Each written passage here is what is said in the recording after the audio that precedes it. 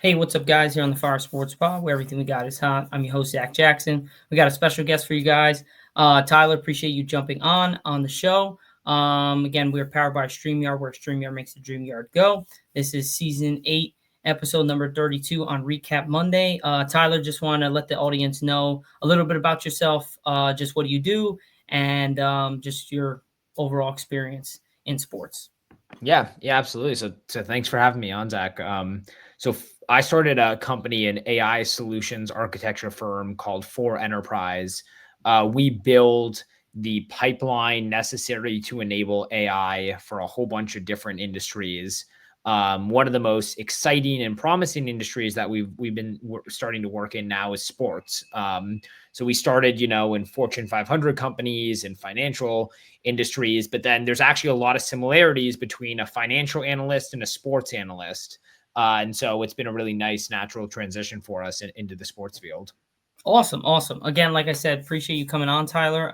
Just get into some questions. What was your like niche to get into the sports world? Like, was it to be a analyst or a broadcaster, or was it really always in the behind the scenes with the AI or stuff like that? Like, what gave you that like, oh, I want to do this type of thing? Yeah, I mean, it's hard for a small guy who was never going to play in the NBA, where he's ever going to get a shot in contributing to a team.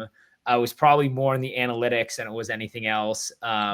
So now I've always had definitely a passion for, the analytics side of sports in general, whether it be basketball, baseball, football, really tennis, any sport.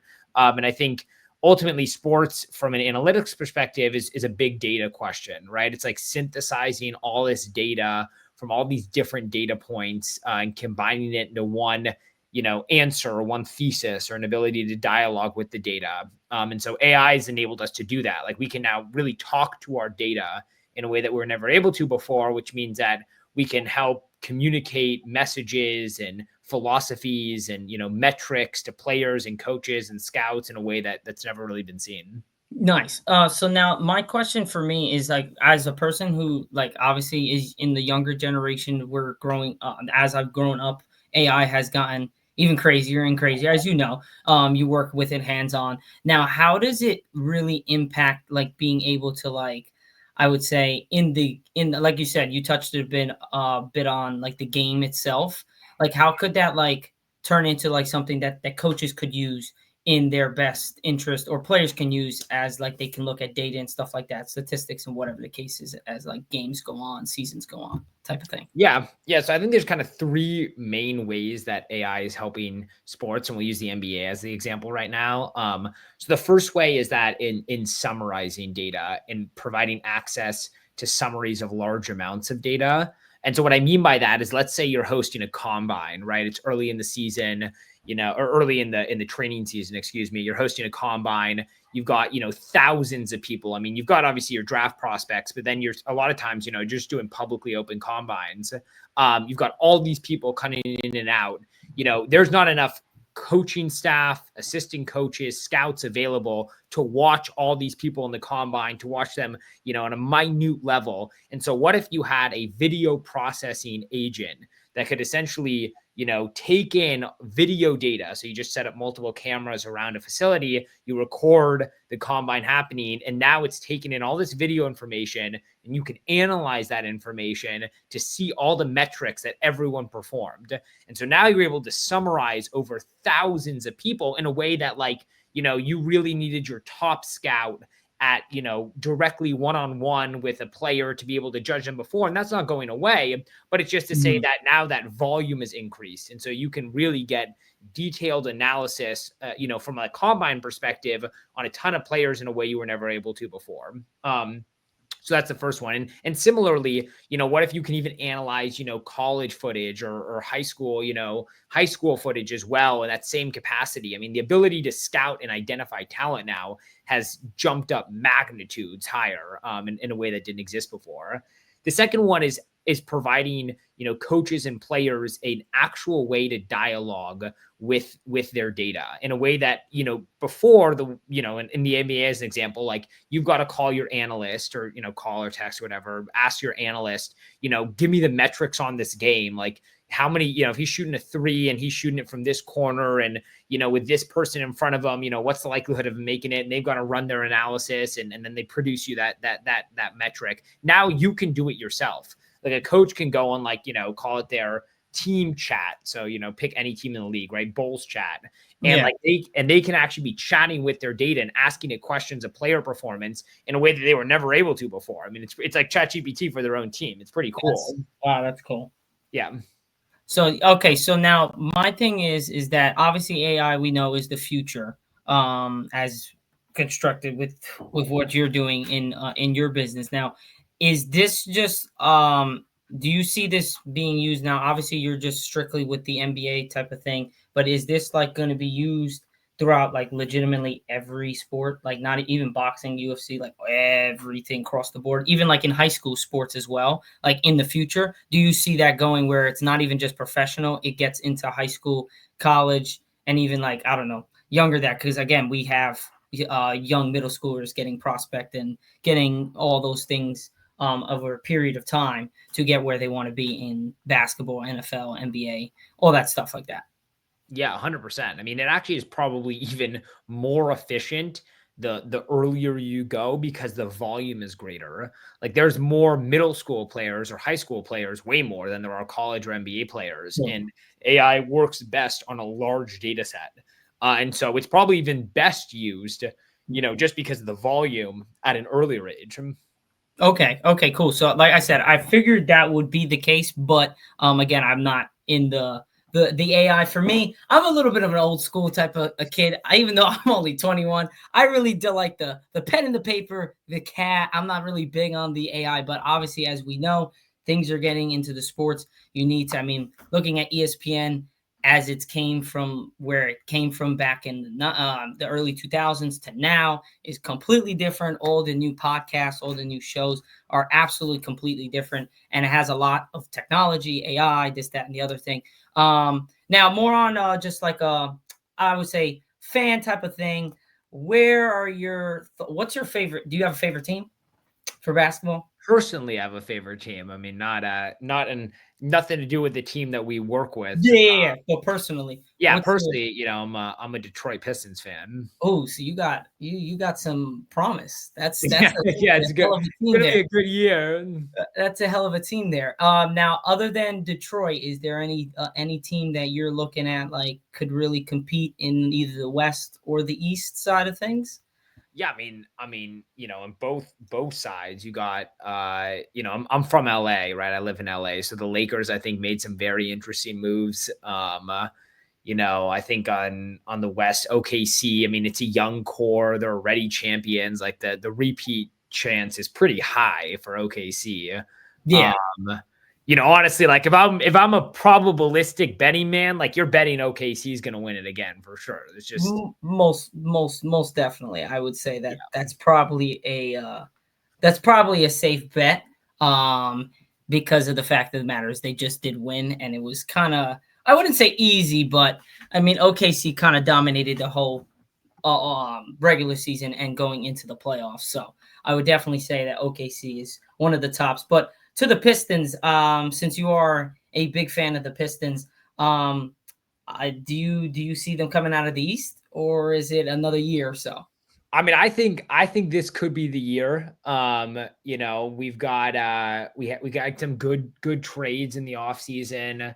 Again, we had a young core that was developing. I think JB has just been a terrific coach. Trajan I think he's been amazing. And I think we did a lot of growth last year. I mean, we pretty much tripled our wins. It's actually like it's never happened before. They've never had a spread of that high between like the previous season and the next season. So if you take that logic, right, the championship is pretty much guaranteed because we're just going to triple it again and we're a championship team. Yeah, exactly. Now I have a little bit of a different question. Now, my thing with, I mean, obviously NBA is a big thing. you're more on the NBA side, but we see this in the NFL, and we're seeing this in baseball as well as the NBA. So many injuries. Now, is there a way that like is AI able to detect like a statistic or a thing on why there's so many more injuries now? NBA, for me, my perspective on it, and you can tell me what you think.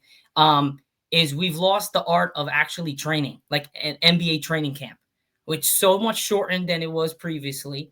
I don't think some top players take training, like NBA training seriously or NBA preseason. And then NFL, for me, I think 68% of the injuries are non-contact injuries. And I have really good research to say that has to do with the turf. And then the MLB is kind of very similar where I just don't even know. So is there like a statistic or can AI like help generate like a reason for like why the three main sports have so many injuries in the beginning of the years?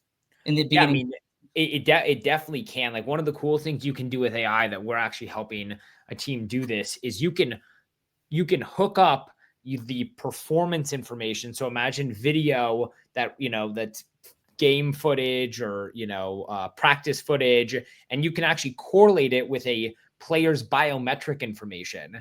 So like imagine they're wearing an Apple Watch and you're actually seeing all of their vital information. So you can see how their vitals are corresponding to moments of performance in any capacity, whether or not it be practice or an actual game. And then you can correlate the two. And so you can track exactly what leads up to an injury and then you can prevent it. And so I think AI is big data synthesis it will crush that. It will actually be, and I think gets into healthcare more broadly, but it will do that very well in preventing player injury, and forecasting it to predict not only preventing it, but it will predict it. Like it will tell you, yeah, Yeah. this guy's chance of getting injured now is so much higher. And by the way, it may even take into account, the field they're playing on, right? Like whether or not the turf, you know, turf in and of itself has its problems, but there's also a way that you play on it, right? You may Yeah. play on it differently than you play on grass, which means you need to Exactly. have different metrics for how long you can keep a player out there, or how many throws they can execute, or how much running they'll do before they'll end up with an injury. AI can help with all that. Okay, so yeah, that's because as a sports fan, as a person that wants to do this in my career, I'm just getting tired of seeing my favorite athletes or very very good athletes, great athletes, just go down like this. Start a training camp. We already have John Morant hurt. He's just sprained his ankle, and we're literally 2 weeks away from the season. And then big injuries like Nick Bosa, San Francisco 49ers defense, torn ACL. Najee Harris tore Achilles.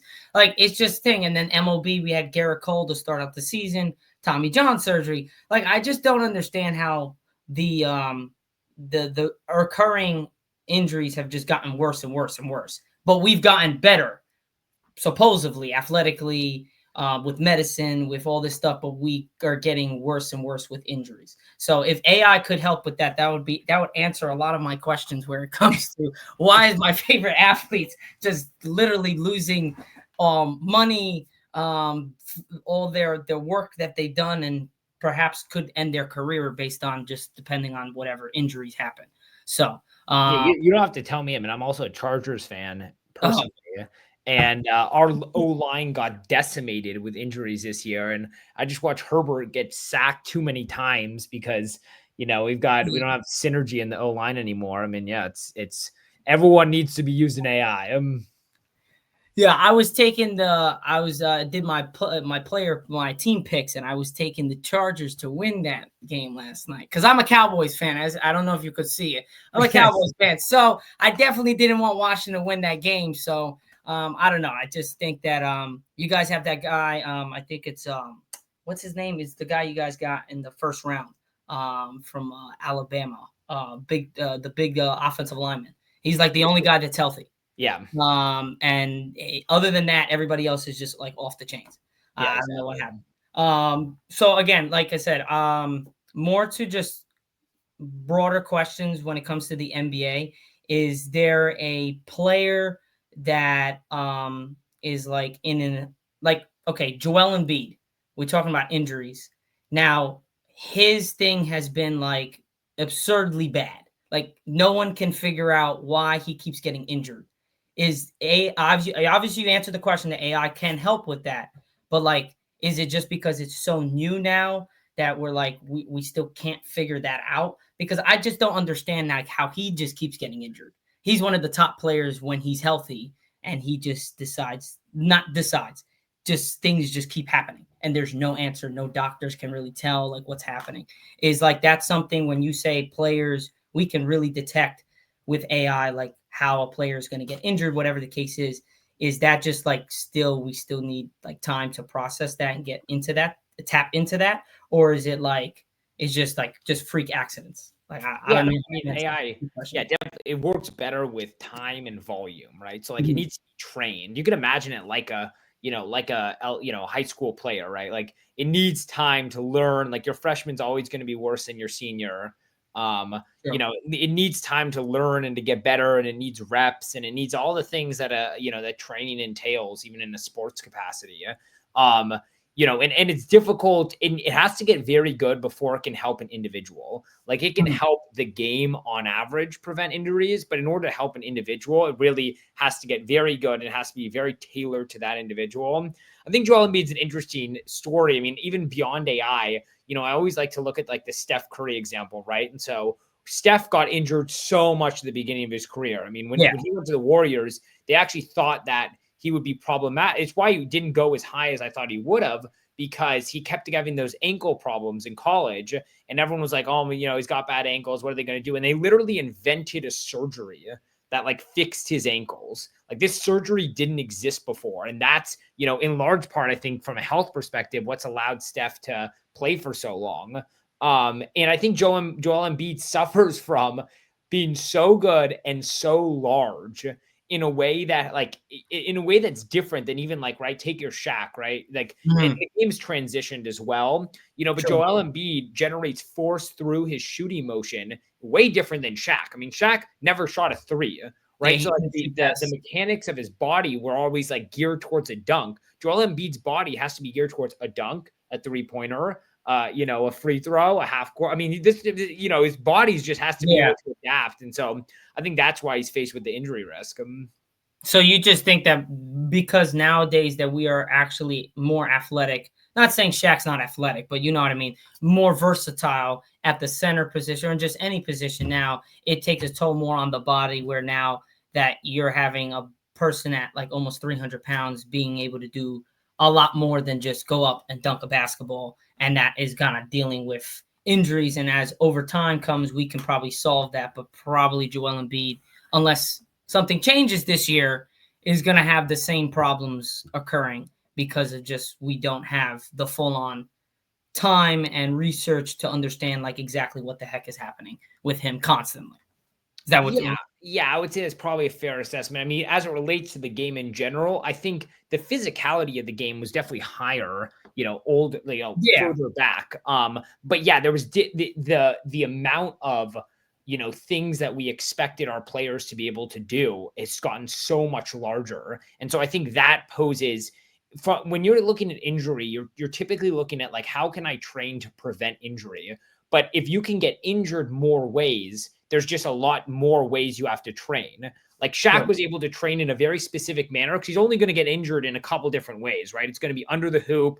It's going to be some other, guy just body slamming him. He Yeah, can train those muscles. Whereas Embiid's like, man, I got to get trained on I might get side swiped, at the 3-point line, sure. take it, in the air. I mean, he never Yeah. jumps in the air, but almost in the air, in a way Yeah. that's never happened before. Yeah, exactly. And then the last thing I'd say is, a lot of people, as an NBA fan and as a person that has something to do with the NBA in general as a career and stuff like that, the biggest thing that's been killing like the views, whatever the case is, has been the All Star game and like that weekend.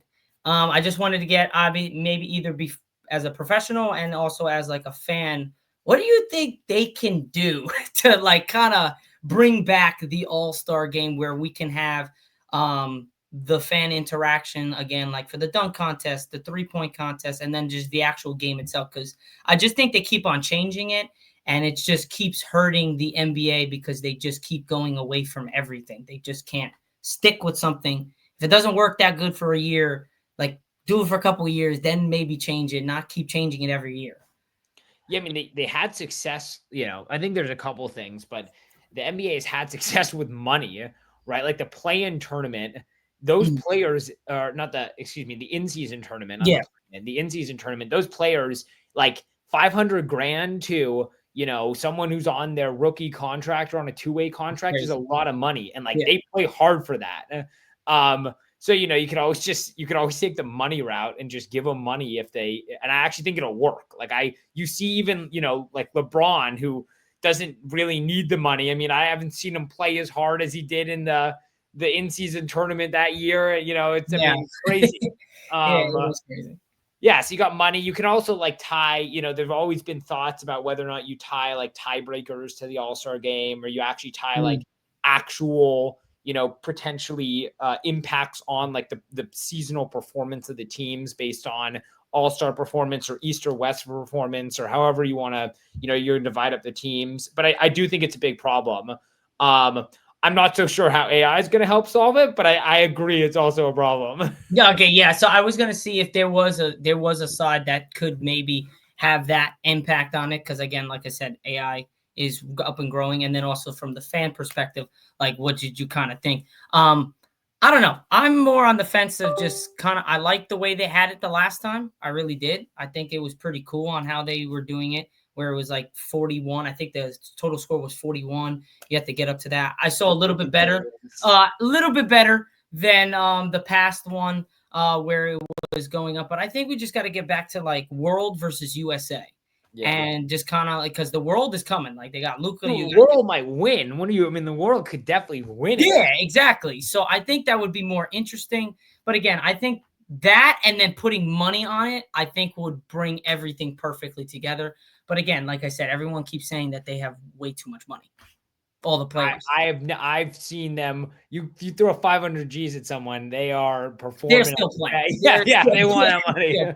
I mean, you could put us out there. I think we would legit play. You could do over, $500, and I would give him a haul. We're going after that. But yeah, other than that, I mean, it was great to have you on, Tyler. I really appreciated the aspect of the AI stuff. I had no idea. I'm going to be quite frank. I had no idea that the AI was actually, obviously I knew that there was something coming with like AI with sports, but I didn't know how like sophisticated it actually really is right now, especially for the NBA. So I appreciate giving my audience and the audience out there just a little insight on what you do and what the NBA is kind of, or sports is kind of getting into when it comes to AI. So I do appreciate you coming on and taking the time out of your day to jump on the podcast. So yeah, thank you for having me. This was super fun. Awesome. So that's pretty much it, guys, for Recap Monday on season 8, episode number 32. I'll see you guys on Friday for season 8, episode number 33, powered by StreamYard, where StreamYard makes the dream yard go. I'll see you guys on Friday. Peace out.